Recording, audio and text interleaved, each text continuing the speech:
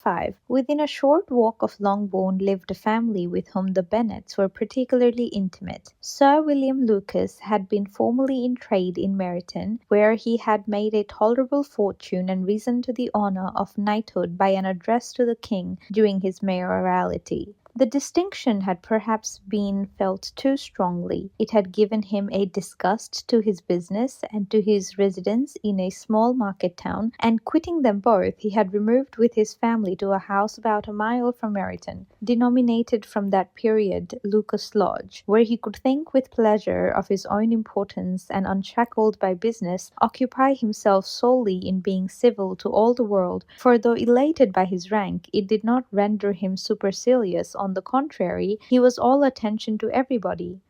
By nature inoffensive, friendly, and obliging, his presentation at St. James's had made him courteous.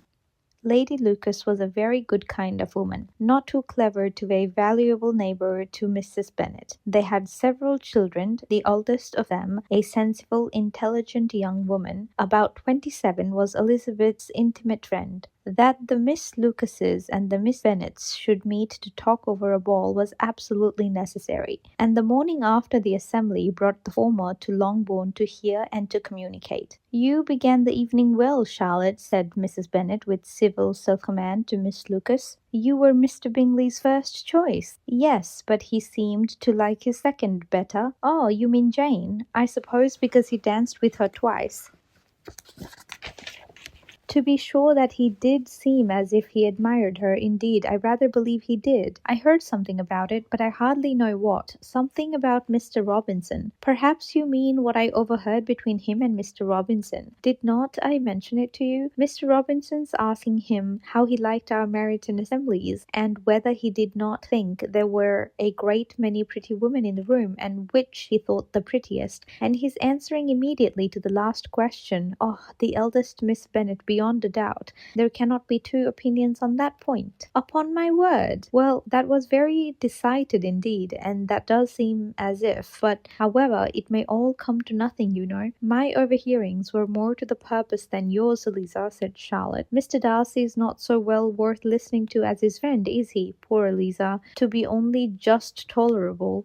"I beg you would not put it into Lizzie's head to be vexed by his ill treatment, for he is such a disagreeable man that it would be quite a misfortune to be liked by him. Mrs. Long told me last night that he sat close to her for half an hour without once opening his lips." "Are you quite sure, ma'am? Is there not a little mistake?" said Jane. "I certainly saw Mr. Darcy speaking to her." "Ay, but because she asked him at last how he liked Netherfield, and he could not help answering her. But she said he seemed very angry at being spoken to." "Miss Bingley told me," said Jane, "that he never speaks much unless among his intimate acquaintance. With them he is remarkably agreeable." "I do not believe a word of it, my dear. If he had been so very agreeable he would have talked to Mrs. Long. But I can guess how it was. Everybody says he is ate up with pride, and I dare say he had heard somehow that Mrs. Long does not keep a carriage, and had come to the ball in a hack chaise." "I do not mind his not talking to Mrs. Long," said Miss Lucas, "but I wish he had danced with Eliza." "Another time, Lizzie," said her mother. "I would not dance with him if I were you. I believe, ma'am, I may safely promise you never to dance with him."